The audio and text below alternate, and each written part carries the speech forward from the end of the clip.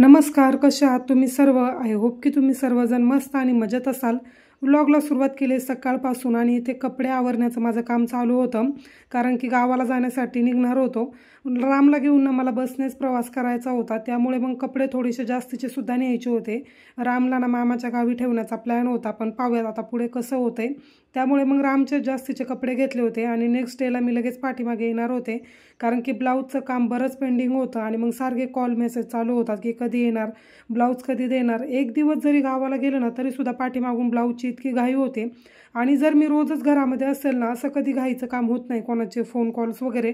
पण ऐनवेळी जर मी गावाला गेले ना, त्या दिवशी इतके फोन मेसेज येतात की ब्लाऊजसाठी, आणि रिक्वायरमेंट पण बऱ्याच असतात, कारण की लग्न सराईसुद्धा चालू आहे. त्यामुळे मग विचार केला की नेक्स्ट डेला मी लगेच पाठीमागे येईल. पण रामला तिकडेच मामाच्या घरी ठेवायचं होतं.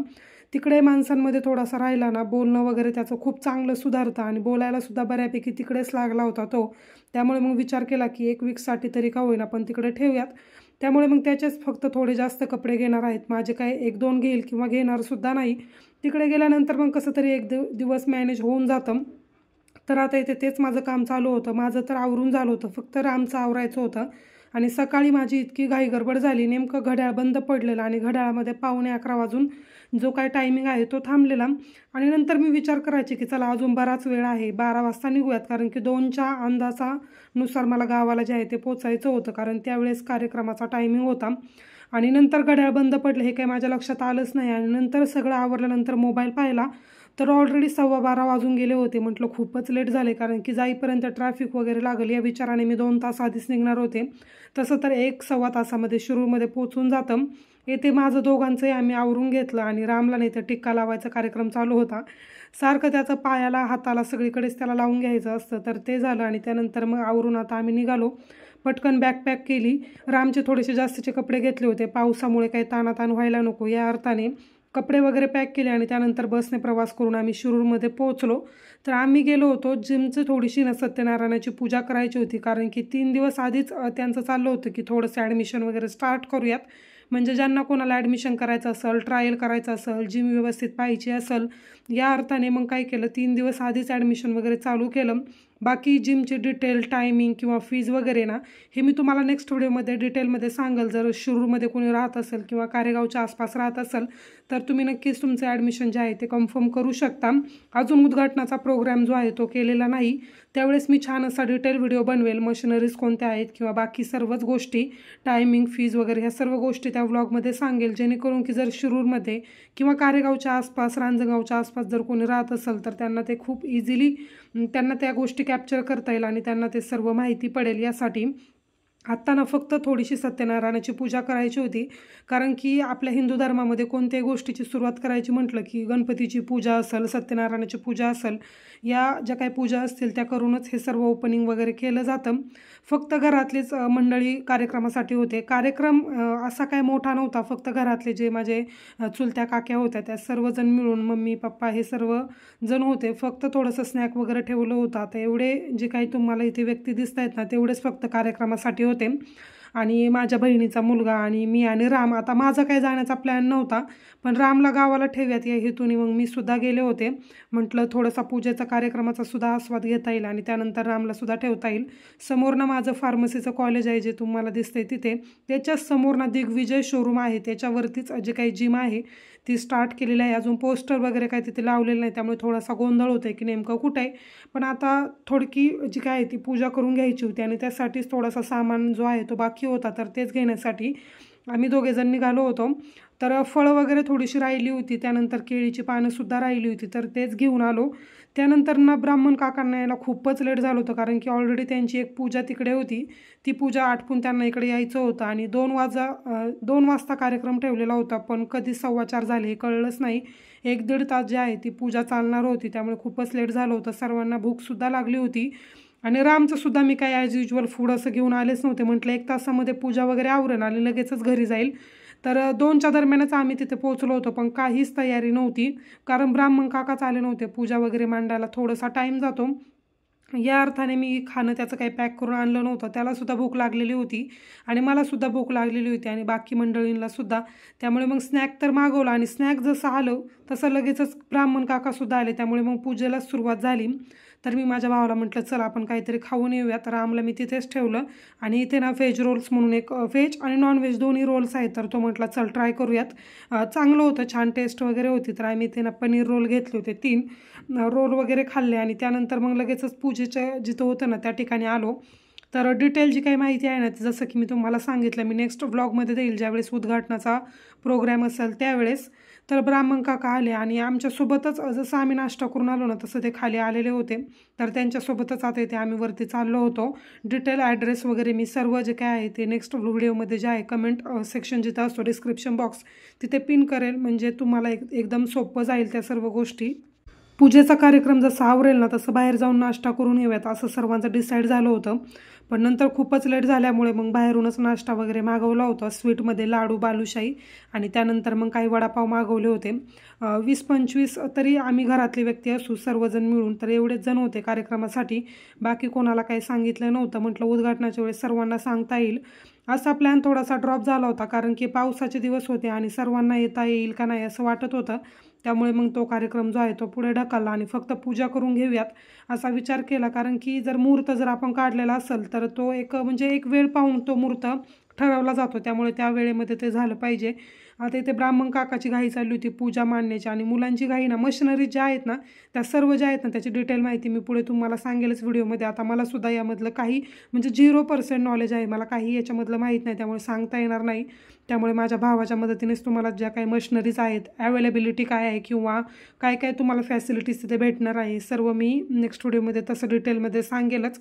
इथे पूजा वगैरे चालू होती. सुरुवातीला ना सर्व सुवासिनी जे आहे ते हळदी कुंकू लावण्याचा कार्यक्रम चालू होता आणि मी व्हिडिओ काढण्यामध्ये बिझी होते, त्यामुळे तुम्हाला कुठेही व्हिडिओमध्ये मी दिसली नसेल कारण कॅमेरा माझ्या हातातच होता. त्यामुळे मग मीच हे सर्व शूट करत होते.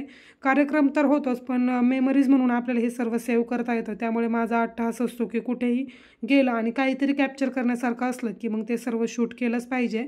आता ज्या पलीकडे आता जी हळदी कुंकू लावते ती माझी लहान मावशी आहे आणि त्यानंतर पाठीमागे मोठ्या वहिनी आहेत आणि तिच्या पाठीमागे माझ्या 2 लहान चुलत्या, एक मोठी आणि एक लहान अशी चुलत्या आहेत.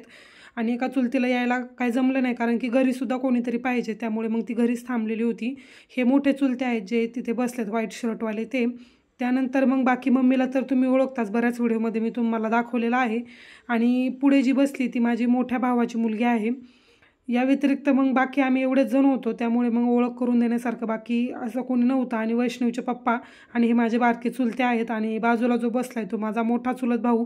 त्याच्याजवळ ना आम्ही का राहतो ना, घरी गेल्यानंतर सुद्धा त्याला तोच लागतो, त्याच्याजवळच तो जास्त राहतो, खातो पितो आणि त्याच्याजवळ कडेवरती ना तो एकदा बसला ना मग उतरायला मागत नाही. तर चला या जिम मागचा ना थोडासा सारांश तुम्हाला सांगते. तर माझा भाऊ ना कॉलेजला असताना म्हणजे 11वी-12वीला असतानाच पासून त्याला जिमचा इतका जास्त नाद होता ना की तो काय करायचा, कॉलेज सुटल्यानंतर ना गाडी घेऊन डायरेक्टली शिरूरला जायचा. म्हणजे राळगेन सिद्धीला तो कॉलेजला होता आणि तिथपासून तो शिरूरला जिमसाठी जायचा. घरचे खूप आरडायचे ओरडायचे, पाऊस कधी कधी इतका जास्त असायचा किंवा कोणतीही कंडिशन असो तरीसुद्धा तो जिम काही चुकवायचा नाही. घरी कोणताही पदार्थ केलेला असो, कितीही तेलकट तुपट किंवा एकदम तुपातला पदार्थ असला ना तरीसुद्धा तो खात नव्हता. कोणाचा बड्डे असला तरी, त्याचा केक जर असला तरीसुद्धा तो खात नव्हता. म्हणजे इतकं जास्त त्याला ना ते जिमचं वेड लागलं होतं. म्हणजे असतं म्हणजे कोणाचं तरी खूप जास्त पॅशन बनतं, त्या पद्धतीने त्याचं ते बनलं होतं आणि त्याचं जे काही ड्रीम आहे ते फायनली कंप्लीट झालं.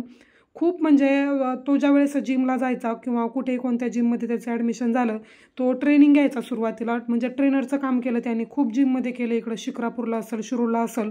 पण तरीसुद्धा त्याला कुठेतरी वाटायचं की नाही आपली स्वतःची जिम पाहिजे. त्यामध्ये खूप जास्त म्हणजे मार्जिन आहे किंवा या सर्व गोष्टी, आणि त्याला त्याची खूप आवड होती. त्याला दुसरं काही करिअर त्याला सुचतच नव्हतं, म्हणजे जिम हे एकच त्याच्या डोक्यामध्ये असायचं सतत. त्यामुळे मग फायनली त्याचं जे काही ड्रीम आहे ते कंप्लीट झाले. हे तुम्हाला मला सांगायचं होतं की म्हणजे कोणत्याही गोष्टीचा जर आपल्याला आवड असेल, आपलं इथे करायचा अट्टहास असेल तर फक्त त्याच्यासाठी प्रयत्न करणं खूप गरजेचं आहे. शेवटी ती गोष्ट जर आपल्या मनामध्ये असेल आणि देवाच्याही मनात असेल तर ती नक्कीच सातत्यामध्ये उतरते. तर फायनली जिम जी आहे ते कंप्लीट झाली होती आणि पूजेवरून आल्यानंतर ना त्या दिवशी काय मी व्लॉग जो काय आहे तो कंटिन्यू केलाच नाही. नेक्स्ट डेची क्लिप आहे. घरून आल्यानंतर ना आता इथे मी जेवणासाठी बनवत होते कारण की यांनासुद्धा सुट्टी होती, त्यामुळे म्हटलं की चला आता काहीतरी बनवते दुपारच्या वेळेस. जास्त काय स्वयंपाक करायची इच्छा नव्हती, मी सुद्धा कंटाळलेले होते आणि माझ्या चेहऱ्यावरून तुम्हाला दिसत असेल. आल्यानंतर नेक्स्ट डेला हेअर वॉश वगैरे करून ना दुपारच्या वेळेस आता ते शेवया ज्या आहेत त्या बनवायला घेतल्या होत्या. तर माझ्या बहिणीने मला दिल्या होत्या आणि शेवया मला इतक्या जास्त प्रचंड आवडतात ना, दिवसातले 3 टाईम मी कंटिन्यू करू शकते. शेवयाचा उपमा काय मला खास असा आवडत नाही, कधीतरी ठीक आहे, पण दुधासोबत मस्त अशा शेवया उकडलेल्या गरमागरम मला खूप जास्त आवडतात. त्यावरती थोडंसं साजूक तूप, अशा पद्धतीने हे कॉम्बिनेशन मला खूपच आवडतं आणि माझ्यासोबत यांनासुद्धा. आणि रामला मी गावालाच ठेवलेला आहे आता इथे 1 वीकपर्यंत, तरी राम तुम्हाला काही व्हिडिओमध्ये दिसणार नाही. आता 2 वेळा मी रामला गावाकडे ठेवून आले, त्यावेळेस मला जास्तच असं काही वाटलं नाही, पण ह्यावेळेस का माहीत नाही थोडंसं म्हणजे दिवसच जात नाही, खूप वाईट वाटतंय किंवा त्याची सतत आठवण येणं, रात्रीच्या वेळेस मग झोप येत नाही, ह्या सर्व गोष्टी माझ्यासोबत होत आहेत. मे बी असं मला वाटतंय की याआधी ज्यावेळेस मी त्याला गावाला ठेवलं ना, त्यावेळेस तो खूप त्रास द्यायचा किंवा मला काम करू न देणं, सतत पाठीमागे रडणं, ह्या सर्व गोष्टी व्हायच्या. पण आता रिसेंटली ना 1-2 महिने झाले एवढा काही त्याचा त्रास नसतो, कंटिन्यू तो त्याच्या गोष्टींमध्ये गुंगलेला असतो आणि मी माझ्या कामामध्ये व्यस्त असते. बऱ्यापैकी त्याला तो समजूतदारपणा येऊन गेला की नाही, हिचं काम जे आहे ते चालू असतं, मग आपण इथे शांत बसूयात, आपलं खेळूयात, थोडासा मोबाईल, थोडंसं खेळणं, खाणं पिणं, झोपणं, या सर्वांमध्ये त्याचा खूप वेळ जातो आणि त्यामुळे मग मला काही जास्त असा त्रास जाणवत नव्हता. पण तरीसुद्धा त्याच्या काही गोष्टींच्या डेव्हलपमेंटसाठी त्याला गावाकडचं वातावरणसुद्धा खूप मॅन्डेटरी आहे.